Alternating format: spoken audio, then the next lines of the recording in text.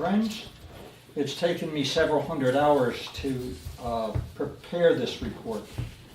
I'm kind of slowing down, but still. I try to make reports interesting and accurate, and in talking about happiness, there's complex information here. It takes a lot of time.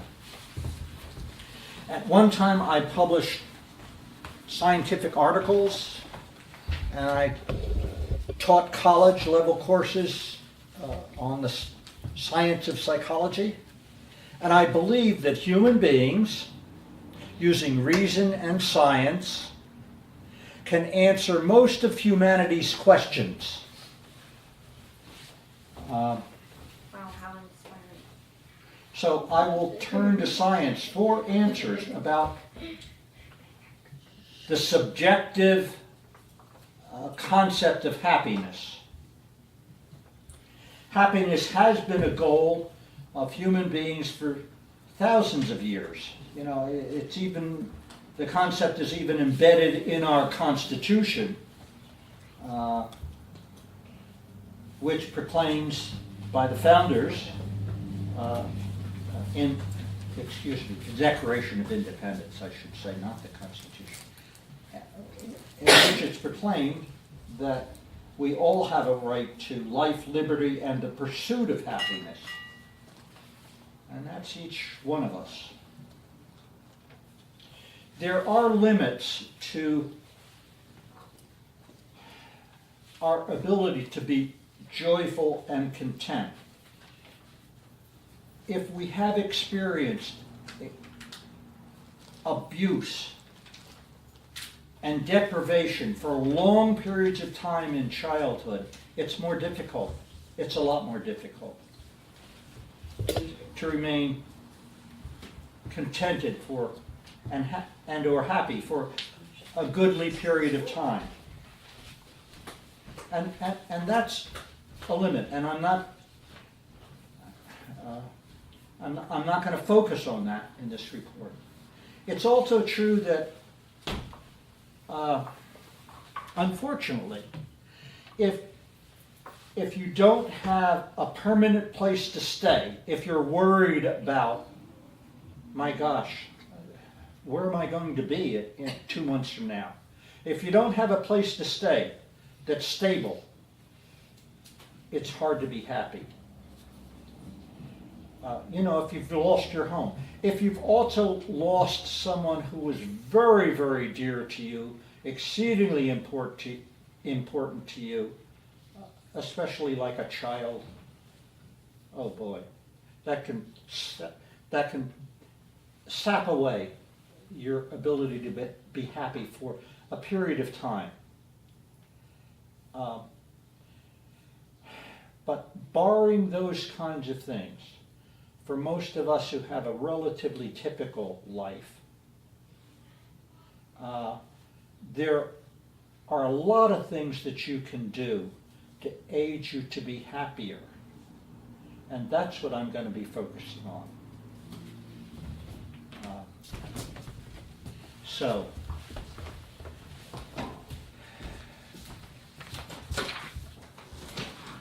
I want to start by just getting a broad picture of some of the well springs of happiness. And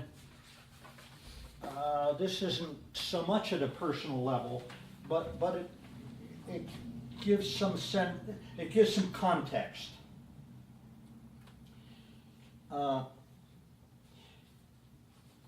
The United Nations prepared a World Happiness Report this year.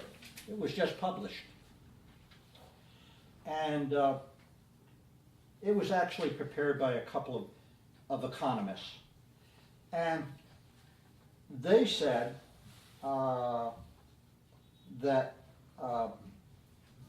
the countries that had the highest levels of happiness had a pretty high GDP, that is gross domestic product. That is there was a fair amount of money floating around, and people had access to it. They said the second thing was social support, having family, friends, or neighbors that people can count on.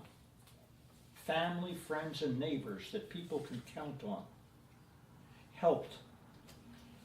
In any country where you have family, friends, and neighbors you can count on. If you have a healthy, if you have a healthy life expectancy, that means that you think that you can have a pretty long life that's free of pain and not constant trips to the doctor. If you have that kind of expectancy, it's easier. Countries that have that tend to be higher in happiness. And here's an interesting one.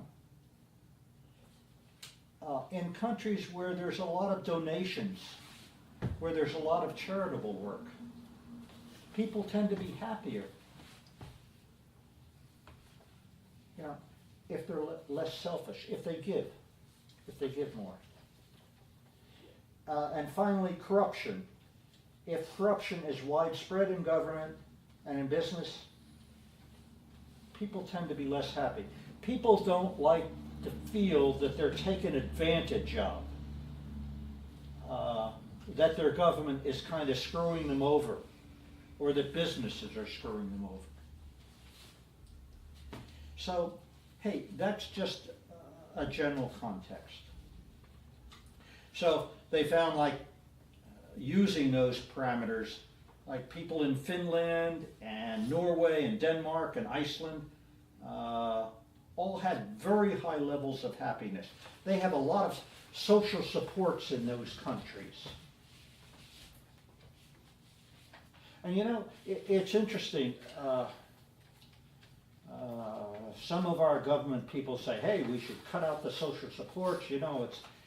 It's bankrupting us. It's not good for us. We should all be in our own little corner and guard our wealth and not give so much in taxes. But in fact, in countries in which they gave a fair amount in taxes, but they got a lot back in social support, things like free education, free health care. In countries like China, Japan, it's like when you get older, you get a stipend. Especially in Japan, that's true. And in Finland, that's true. That's in countries where, hey, I'm getting older. Yeah, that's good for the country. So, okay.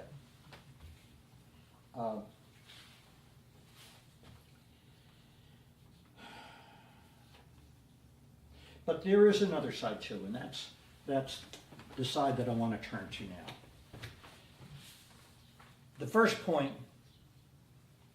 that I want to make is you can decide to be happy. You can do it.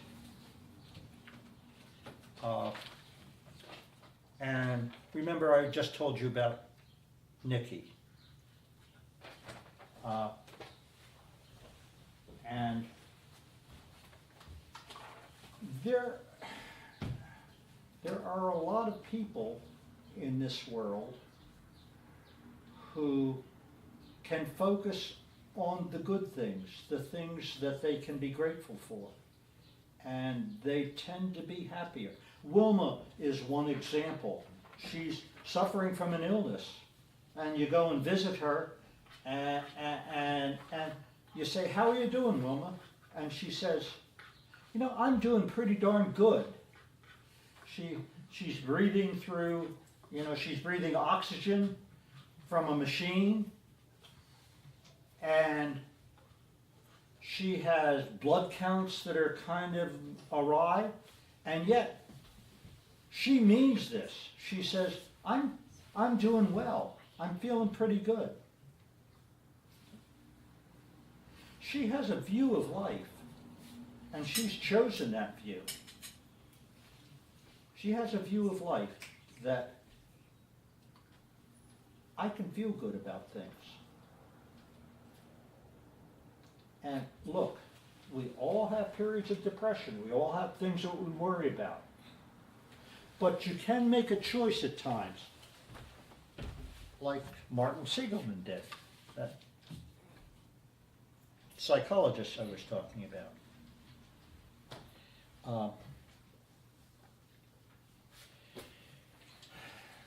This is one of those bridges over troubled water. Here's a piece of research. Man did a study of asking a whole bunch of participants to do daily assessments of spontaneous gratitude. Spontaneous gratitude. You know, what were they grateful for? And they checked to see if there was a relationship with self-esteem, with depression, with optimism, and with stressful events. They found that those people who spontaneously mentioned that they were grateful about things tended to be much less depressed, had better self-esteem, better optimism, and they handled stress better. Gratitude provides a buffer to stress. Even on days with the highest levels of stress for these people, gratitude could bring with it a strong sense of well-being. Here are two personal accounts. This personal accounts, people. The first one is something that I found from a Dr. Kristen Leos. She's a college professor, a psychologist, of course. They're the best kind of college professors. And she states that writing a letter expressing thanks and delivering it in person is one of her approaches to expressing gratitude. She writes letters to people, short notes to people, expressing gratitude for something that they've done. She writes that, quote, gratitude letters can be so moving, but I also just think that taking note of what's good in your life is quite powerful, like counting blessings. I don't keep a journal of my blessings, but just sometimes when my mind wanders or seems to be skewing negative, I try to refocus to the very real good things in my life. And it helps me not to dwell on the bad. Here's another one from Gregory Friccione, who's a psychiatrist at Massachusetts General Hospital. That's a big hospital and an important guy there. He shared this way of turning into happiness. It's all about feeling grateful for being connected to my family and my community. It's what I choose to meditate on. I choose to meditate on it. That's choices. That's saying I can. And there's been over 100 years of research on happiness. And they found that positive emotions, whatever the cause of the positive emotions, is accompanied by a longer life, improved health, and larger social networks. Longer life, improved health, and larger social networks. It's like, boy. For instance, nuns who express positive emotions more intensely and frequently in journals. Tend to outlive, I'm getting confused here, those nuns who do not. Just, they mention in journals, positive emotions. They outlive the other nuns. Even smiles in high school yearbooks predict midlife marriages that are better and richer social lives. Researchers do strange little studies.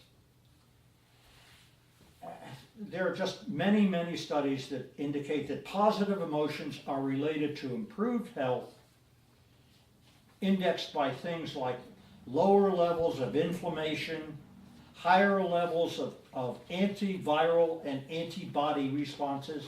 It's like we've checked it medically too, and getting down to that level of anti-inflammatory responses.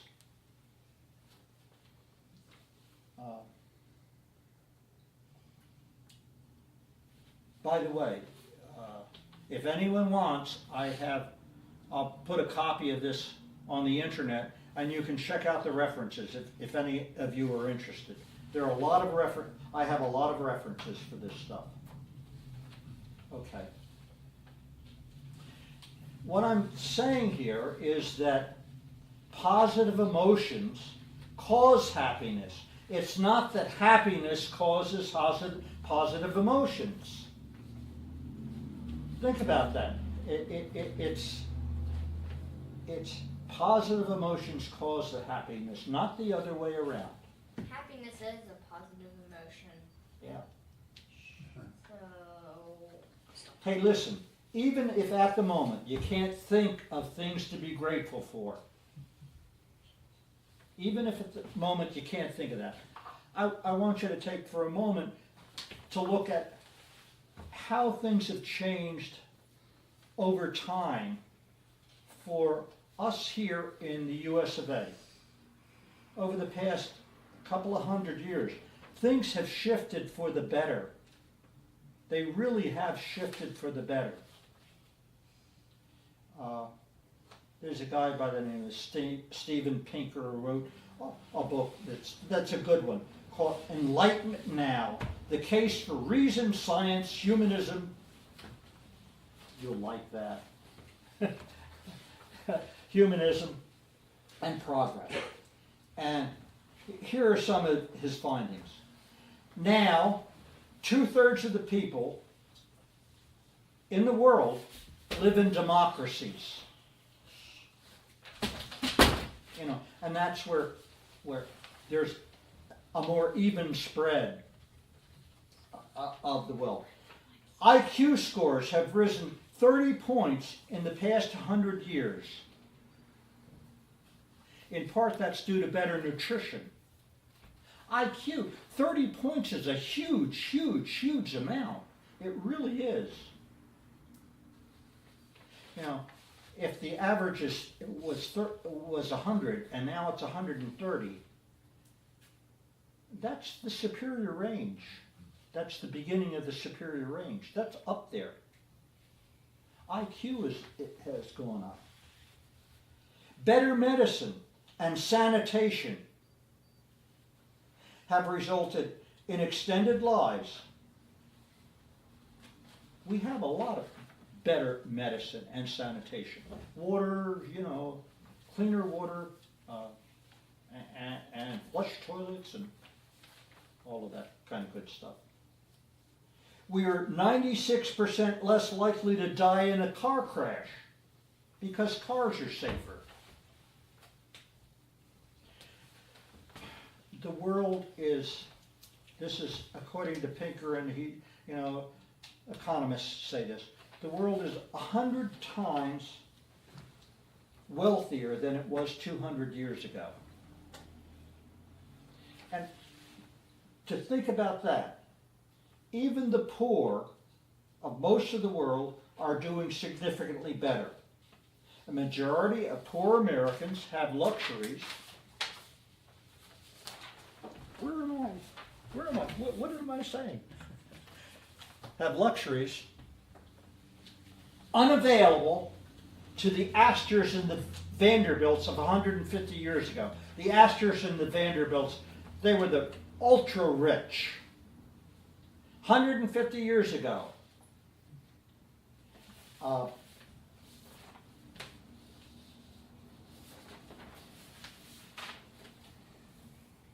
boy. Like running water. Yeah, we're only at. Refrigeration.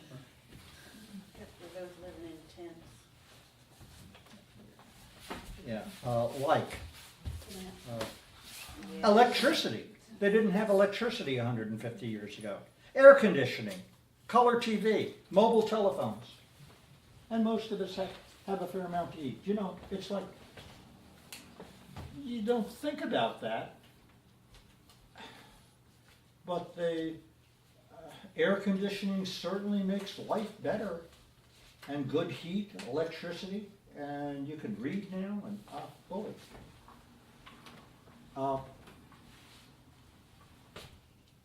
Hey, these are things that if you think about it, you can be grateful for. I want to make a second point about happiness now, and that's talking about relationships. What else can we do? Oh boy, this is a favorite of sociologists and psychologists, and so many others.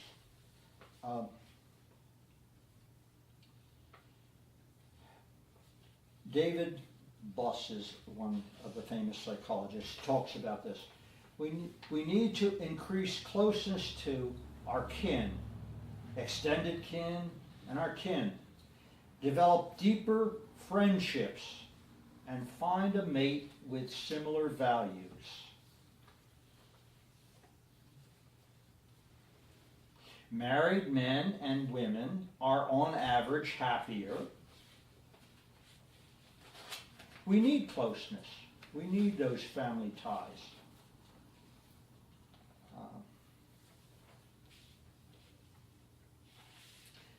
Psychologists say, hey,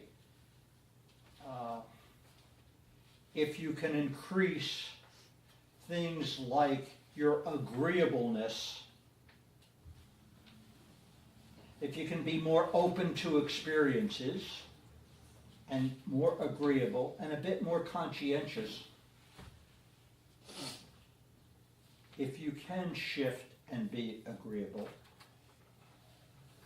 you can have deeper relationships and better relationships with others. So perhaps if you want to at times say, I don't like that, I don't want to do this,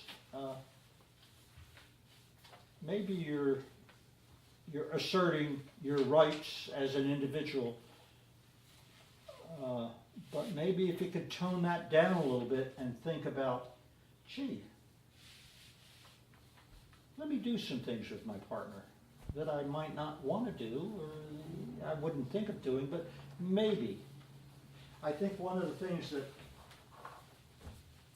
I'm grateful for is that I've had many little dreams about things that I want to do, and Kathy has generally supported them as I try to support her dreams of what she wants to do. And it might not be quite the thing that I specifically want, but if it's important to her, and it is important to her, then I want to be able to say, hey, hon, sure, do that, or let's do it together. So, she said, you want to take a hiking trip across Scotland? What? Yes, darling.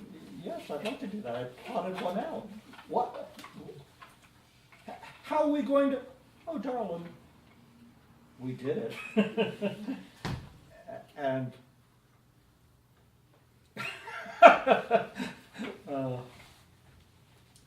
Yes, we did. yes, we did. More than one time, too. Yeah, that was weeks with backpacks and so forth. At any rate, that was important to me, and she joined me. And so that's an example. Not that I'm a paragon of virtue, or she is, but that's just an example.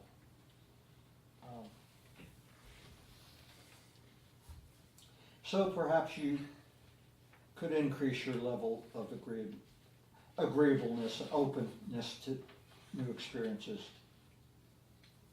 Hey honey, let's take a trip to Mars. Oh well, should I get some green body paint so we can blend in with the natives? You know, that kind of thing.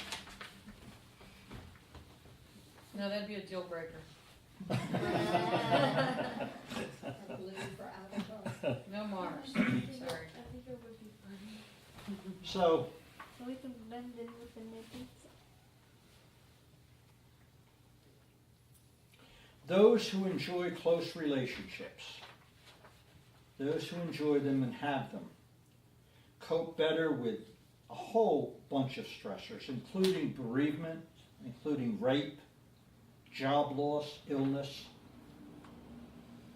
Those who have those close relationships, those adverse events are going to occur in life.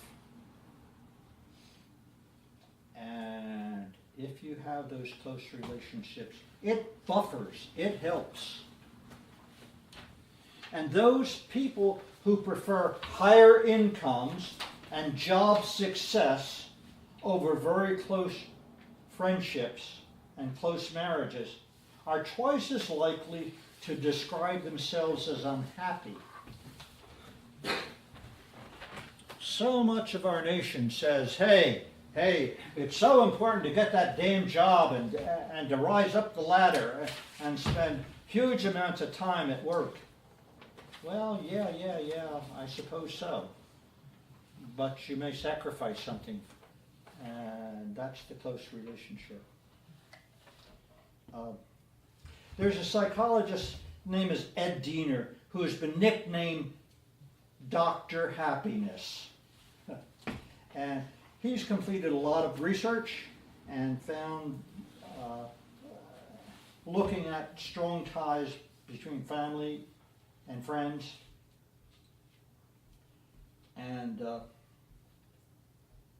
he found that, yes, close marriages are good, but kids are a mixed blessing.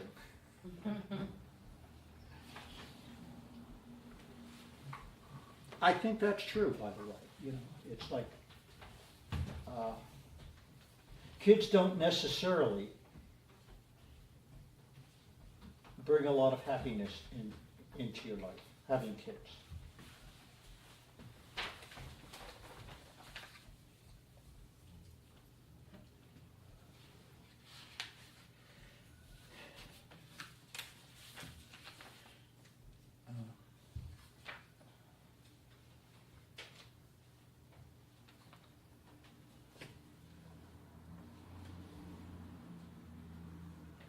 There is a problem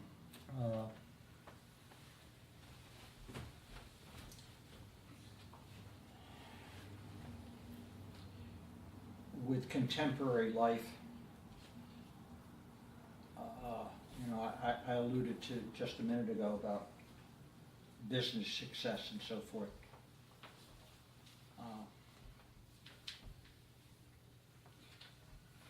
Businesses, especially in our country, but I think it's become almost worldwide now, try to seduce people into believing that if you have this and that and the other thing, you're going to be happier. How many advertisements do you see on TV and in the magazines and everywhere about the beautiful person standing next to this great looking car, and in the background the mansion and this beautiful, well-dressed person. And the suggestion is, boy, you should have some of these things. You need a car. You need to strive for this stuff. And there are powerful forces pushing you in the direction of saying, get a little bit more. Step up higher.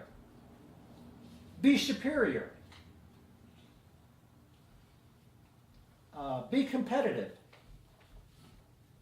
Make sure that you move up the ladder.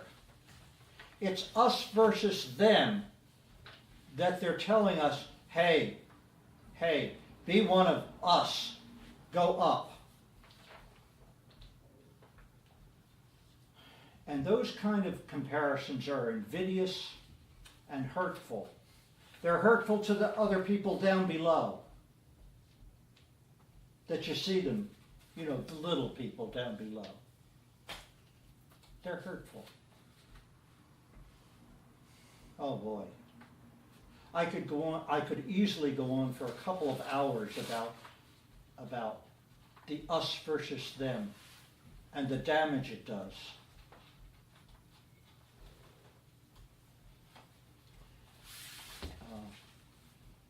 It's very hard for kids in high school. Dan, it's hard for kids in high school whose parents are having a very low income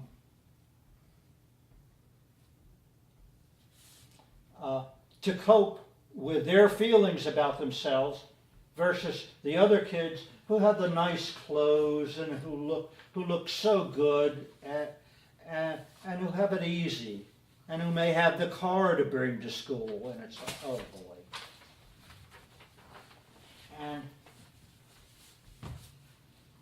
And so many of us say, well, we want our kids to have those nice things. And we are so easily seduced by saying, oh, I want to be up the ladder.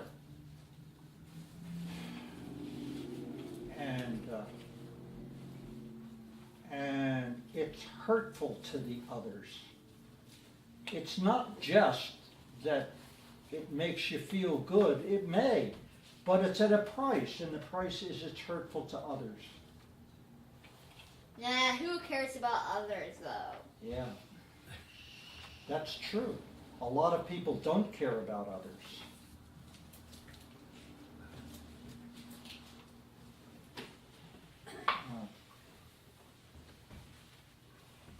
But even if you're wealthy, you adapt rapidly to new wealth.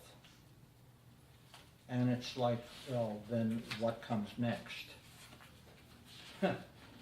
It's a peculiar feature of human nature too, like, boy, if you win $100, that's nice. But it's 5 times worse to lose $100. If you lose $100, that hurts. If you lose 5,000, of course it hurts. But, it's like,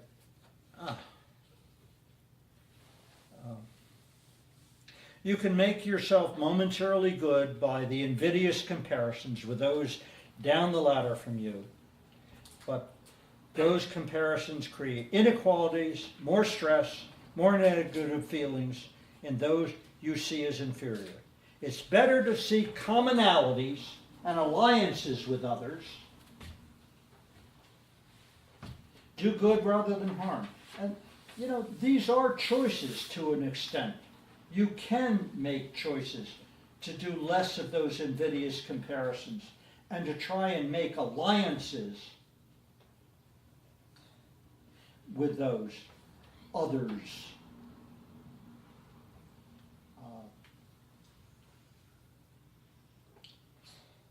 Do good rather than harm. Try to turn off those cultural imperatives. It's hard. It's hard to do that. To seduce you all the time in so many ways. Buy more, try and push yourself up, look down on the others.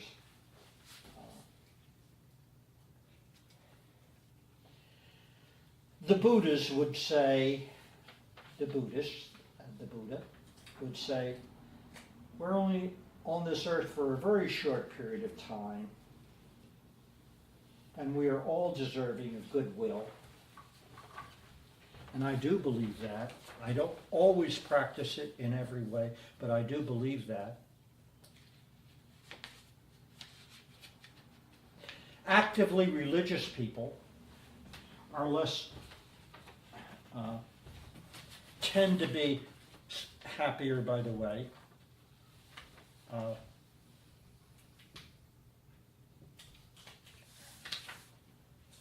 I'm not being as organized as I should be, sorry.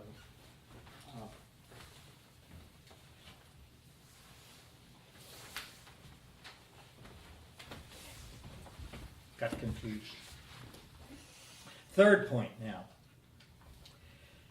It's projects. This is another aspect of how we can increase our happiness. Boy, way back in ancient Greek time, Aristotle talked about happiness and said, being engaged.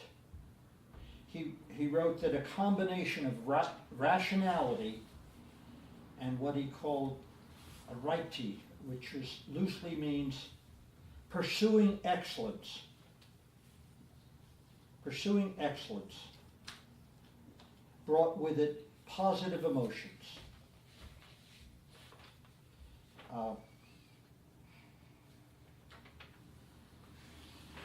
What this means is that we need projects that are meaningful and that we have the ability to complete.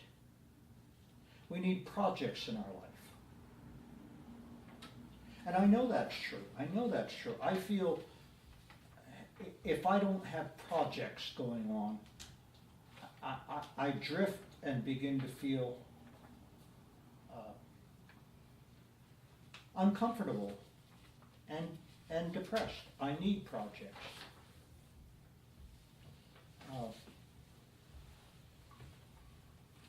If we have meaningful projects, again, research on happiness. People who have more meaningful projects in their life, physical inflammation goes down, health status improves, and happiness increases. What a benign concentration of positive things, of good things. Projects that have meaning and heart result in just unintended benefits. They help you too. So, and that's where that's where the religion comes in. Actively religious people are less likely to abuse drugs. They're more likely to report feeling relatively happy. And it's unclear about what is involved with people who are actively religious. It's unclear whether it's the fellowship, whether it's to some extent being involved in do-gooder work. Except for the ones that are scared of everything. Yeah. It's unclear what factors are involved.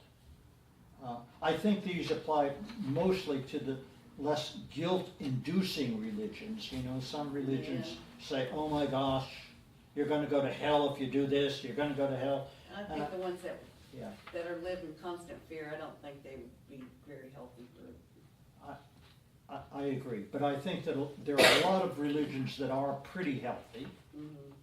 Maybe the more progressive.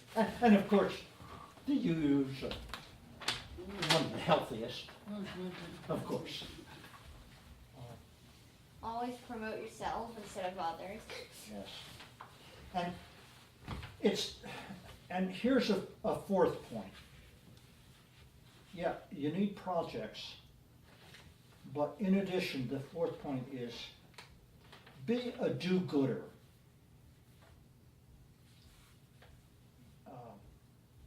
To increase happiness, being a do-gooder can help to make a person happy.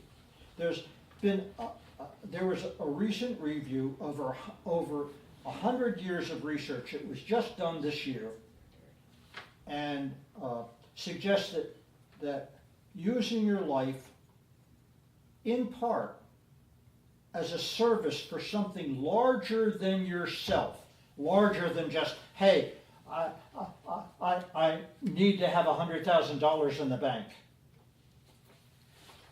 Instead, getting away from those selfish kinds of things and doing for others, or not necessarily for others, doing for the better good, something larger than yourself, can again confer unexpected benefits to you. Apparently, altruism improves self-esteem, reduces stress, and even extends life. A new book by Stephen Post, Altruism, Happiness, and Health. It's Good to Be Good is the name of the book. That came out in about 2005. Altruistic people who are involved in helping organizations have a 63% lower likelihood of dying over a 10-year period. 63% more likelihood, less likelihood, of dying. Oh, quit giving them, got more. That's like huge. that. That's huge. Wait, not dying at all? 63% less likely to die. So, At all? if you don't want to die, Immortality. start doing more for other people. Yeah, immortality. Well, Randy, Yeah, you was yeah, talking about earlier about comparing yourself to people.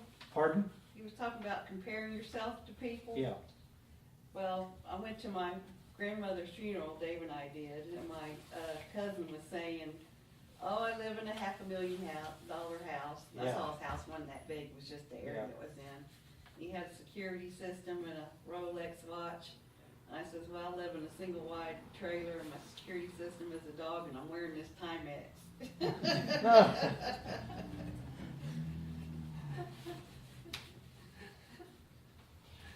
That even after you control for a whole bunch of things, hey, we were talking about do-gooders and research. And some of the research is a bit sloppy because maybe the people who are do-gooders exercise more.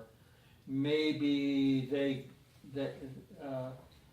have more social support. Maybe, but even when all of those things are controlled for it, and the research gets more refined and better, there's still like a 44% lower rate of dying. Let me repeat that. A survey of many, many studies shows that doing good in this world helps you live longer.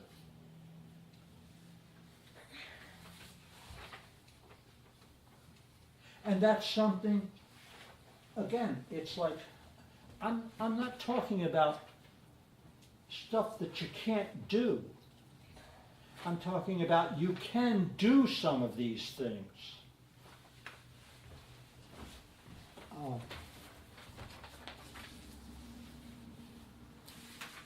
So, you can attempt to diminish global warming, to decrease poverty, aid sick people, reduce gun violence, and especially, you can stamp out ageism. Yes! Yvonne knows. Take a senior to lunch. Yeah. Well, you do that to me all the time. Whenever you let me. Yeah, right.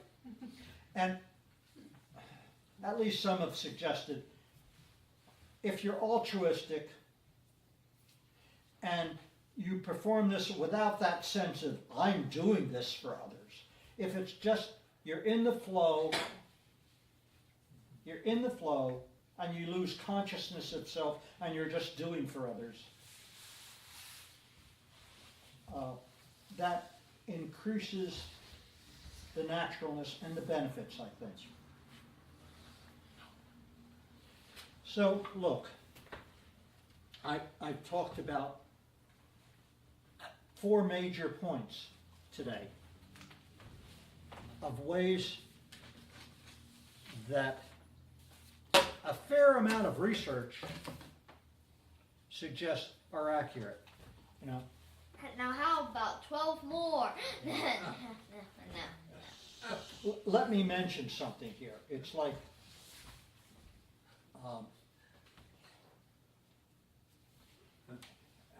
making good findings from science.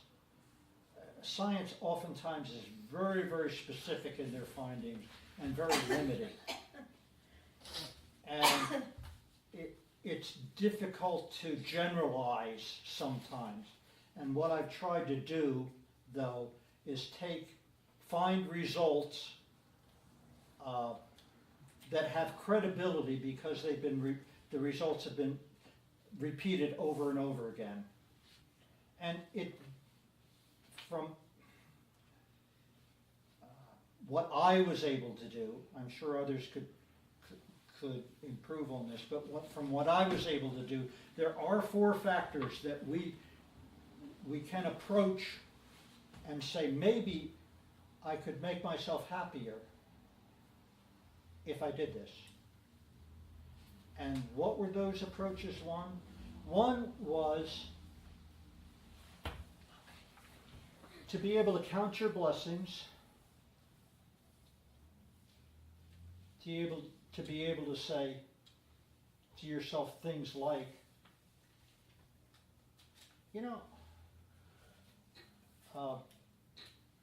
things are fairly good for me. To look at the brighter side. Things are fairly good for me. I have a good mate. I have a good friend. I have some closeness.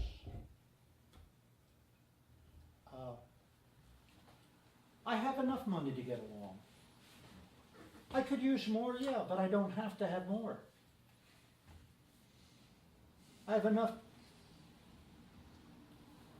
I could be seduced maybe into saying, hey, I need a new car. Well, maybe I could say bullshit. I don't need more. I'm doing okay. You don't need And maybe more, I but could you want more. say, I'm grateful because for me, it's things like I'm aging, but I'm relatively pain-free. And I'm grateful for that. I really am grateful for that. I'm grateful to be able to walk in the woods and enjoy the nature around me. So, one of the things we can do is look at what we can be grateful for. And yes, that doesn't mean we disavow all the negatives. That doesn't mean that we don't recognize some problems in our life and try and deal with them. It just means that sometimes you can say, hey, I've been focusing on this too long and I'm feeling kind of depressed about it. And there's a lot in my life that's okay. That's what I'm talking about. Okay, that was one point. The second point was kin and friendships and mates. We can try and keep those going and improve them. We can try and be a little bit more agreeable. Yeah, you need to stand up for yourself at times. You need to have limits, sure. But our society is kind of screwy. We're not like so many other cultures in the world, like the Japanese and the Chinese. We're not people who look after each other and honor each other. Instead, we think about our individual rights. And, oh my gosh, you're trying to make me do this? Well, yeah, you have to have some boundaries, but on the other hand, in the United States, we tend to think of those boundaries and individual rights. We tend to focus on that more than we do on the commonalities and on being agreeable.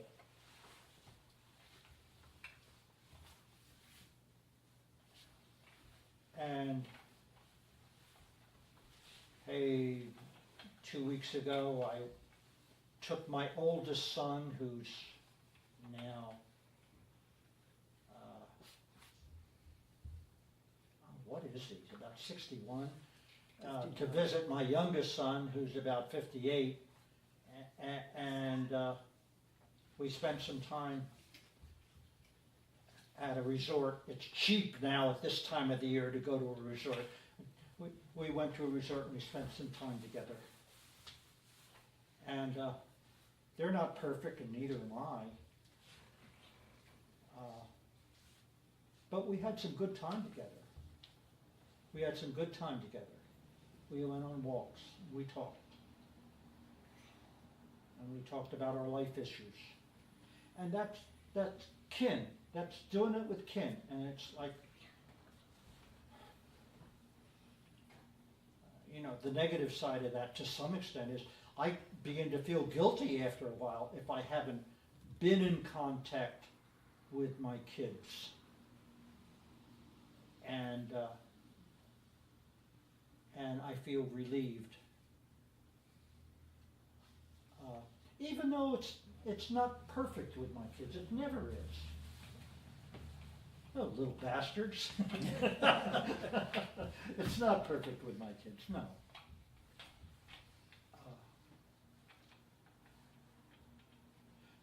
But they're deserving of my caring.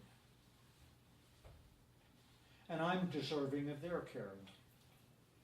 And Sure about that, Randy? yeah, and I know that if Kathy isn't there for some reason and I get really ill, they'll be right there. And good friends are there too. So that's the second point. You can emphasize, you can embellish, you can enhance those close relationships. The third point that I made, again, something you can do. We all need the projects. We need projects. We need to not just sit back and watch TV and say, hey, tonight and for the rest of the night, every night of the year, I'm going to watch TV for 3 hours, or I'm going to be on my iPod. I'm going to...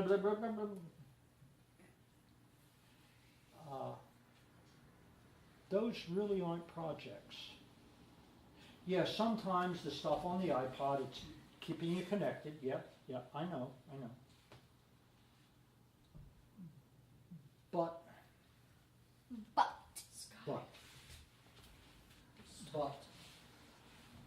I think you need other kinds of projects that have heart, that have meaning for you.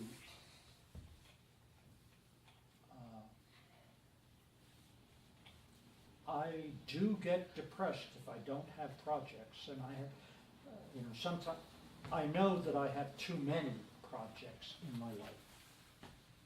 I'm continually, have 6 or 7 balls in the air and trying to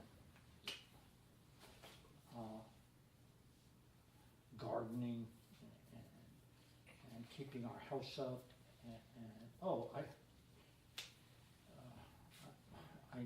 visit some people who are aging, and I have all kinds of projects that I do. And the projects, you need to have the projects. And the last point I made was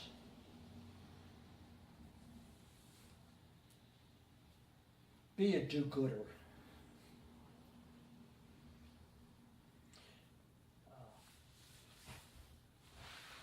Altruism. It's not some of your projects need to be not about you, but about doing something for the world. You know, there's a part of me that is very, very different from that, doing something from the world. A part of me is an existentialist, and what that means for me is we're probably going to be, our species is probably going to be wiped out within a couple 100,000 years. Now that's a huge amount of time. It's not going to be wiped out in the next few years, but it's probably going to be wiped out. And a part of me says, so what does it matter what I do? What? It doesn't matter. We're not going to be here anyway. And I really believe that. I believe that we're not going to exist. Maybe it's going to be 300,000 years. We're not going to exist. And so all of our human progress, it doesn't matter. And there's a part of me that says, okay, just laugh. Have fun and laugh. Have a good life. And that's a part of me. And that isn't real. But there's another side of me that says, wait a second, I want to be happy too. And damn it, I want to laugh, but I want to have projects, and I want to do good in this world, and I want to have strong relationships. And even though it doesn't matter in the ultimate scheme of things, I'm just still going to do it. And